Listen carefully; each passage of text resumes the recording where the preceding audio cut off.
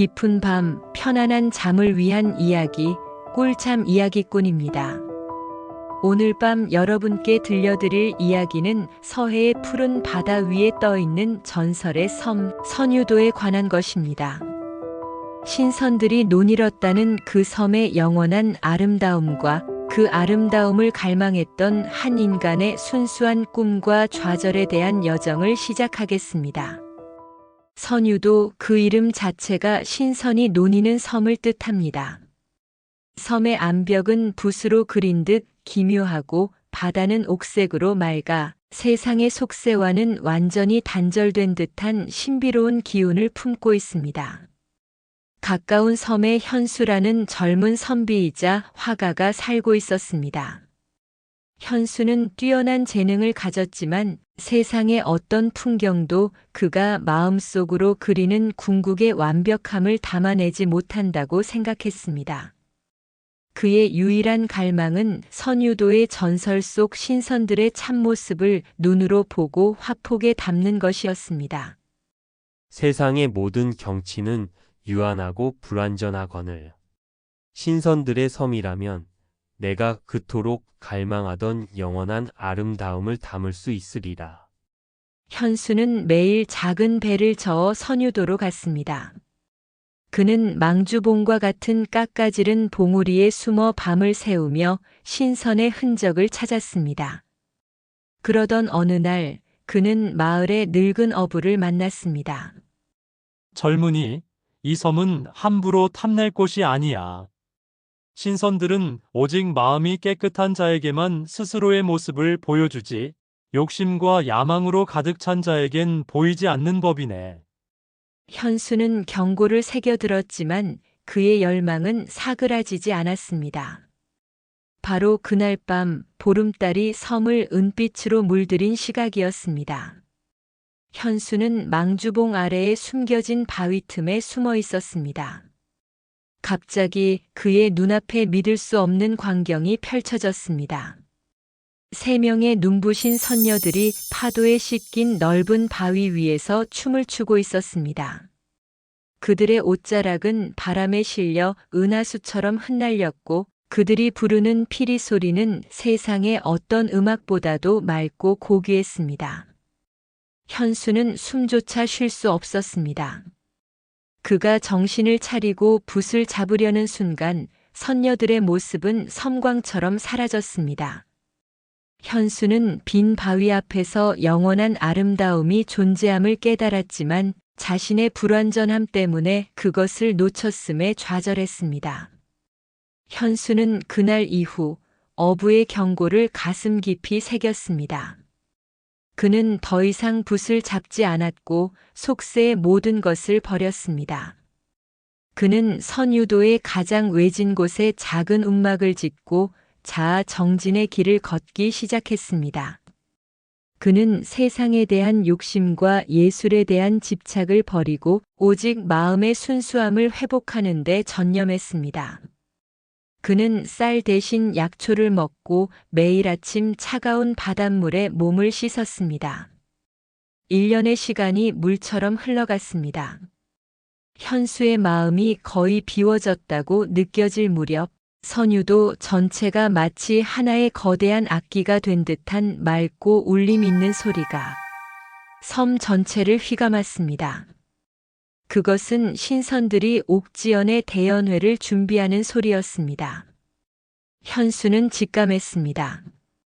이것이 자신이 갈망하던 궁극의 순간이며 그에게 주어진 마지막 기회라는 것을요. 그는 다시 어부를 찾아갔습니다. 드디어 그 소리를 들었구나. 신선들은 너의 노력을 알고 있다. 하지만 마지막 시험이 남아 있다. 그들의 잔치에 참석하려면 오늘 밤 가장 작은 나룻배를 타고 홀로 바다를 건너야 한다. 배를 젓는 동안 절대로 뒤를 돌아보아서는 안 된다. 뒤에는 네가 버려온 세상의 모든 미련, 미완의 아름다움, 내 모든 인간적인 집착이 너를 부를 것이다. 내가 뒤를 돌아보는 순간 너는 신선의 세계에서 영원히 멀어질 것이다. 현수는 굳게 고개를 끄덕였습니다. 그는 자신의 모든 과거와 미련을 뒤로하고 오직 순수와 초월의 세계를 향해 나아가기로 결심했습니다. 약속된 밤 현수는 작은 나룻배에 몸을 실었습니다. 바다는 겉보기에는 고요했지만 안개 속에서 그의 귀를 유혹하는 달콤한 속삭임이 들려왔습니다. 그것은 그가 미처 완성하지 못한 그림에 대한 아쉬움, 그의 재능에 대한 세상의 찬사, 그리고 젊은 시절 사랑했던 여인의 목소리였습니다. 현수는 눈을 감고 오직 노 젓는 행위에만 집중했습니다. 오랜 정진 끝에 얻은 순수한 마음이 그를 나아갈 수 있게 했습니다. 마침내 그는 신선들만이 밟는다는 서남이라 불리는 숨겨진 바위에 도착했습니다. 그는 바위를 기어올랐습니다. 그리고 정상에 발을 디디는 순간 눈부신 광경에 숨이 멎었습니다. 수많은 신선과 선녀들이 옥처럼 맑은 연못가에 모여 옥지연의 잔치를 벌이고 있었습니다. 신선들은 난간에 기대어 바둑을 두었고 선녀들은 춤추며 영생의 수를 따랐습니다.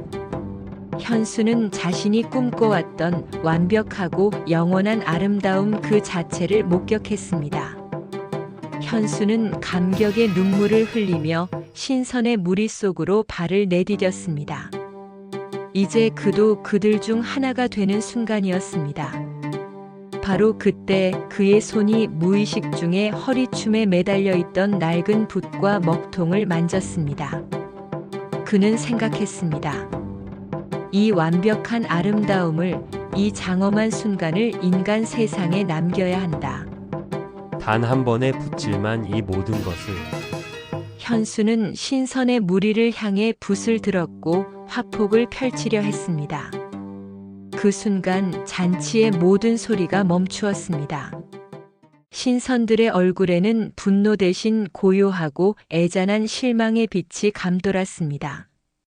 그들을 이끄는 노신선이 현수를 바라보았습니다.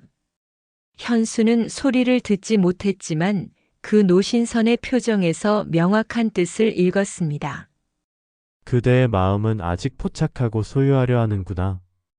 존재하려 하지 않고 담으려 하는구나. 그대의 집착이 그대를 막는구나. 신선들의 잔치는 현수의 눈앞에서 사라졌습니다.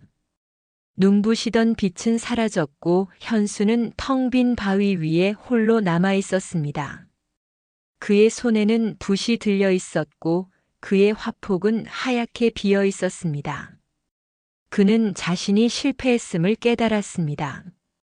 궁극의 아름다움은 포착하거나 소유할 수 있는 것이 아니며 오직 그 일부가 되어야만 온전히 누릴 수 있다는 것을요. 현수는 그 후로 다시는 선유도를 떠나지 않았습니다. 그는 화가의 꿈을 완전히 버리고 그 섬에 남아 조용히 풀을 메고 물을 깃는 섬의 수호자가 되었습니다.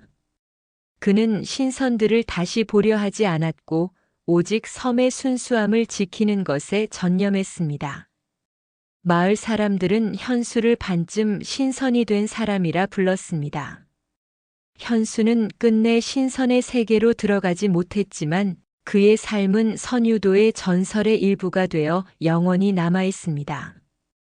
지금도 선유도 근처를 지나는 배들은 때때로 밤하늘에서 아주 멀리서 들려오는 듯한 신비로운 피리 소리를 듣곤 합니다. 그것은 아마도 신선들이 여전히 선유도를 방문하고 있다는 증거일 것입니다. 그들은 여전히 기다리고 있습니다. 세상의 모든 미련과 집착을 진정으로 버린 순수한 영혼이 자신들의 잔치에 참여하기를 말입니다. 꿀잠 이야기꾼의 이야기는 여기까지입니다. 선유도의 아름다움처럼 평화로운 밤 보내세요. 안녕히 주무세요.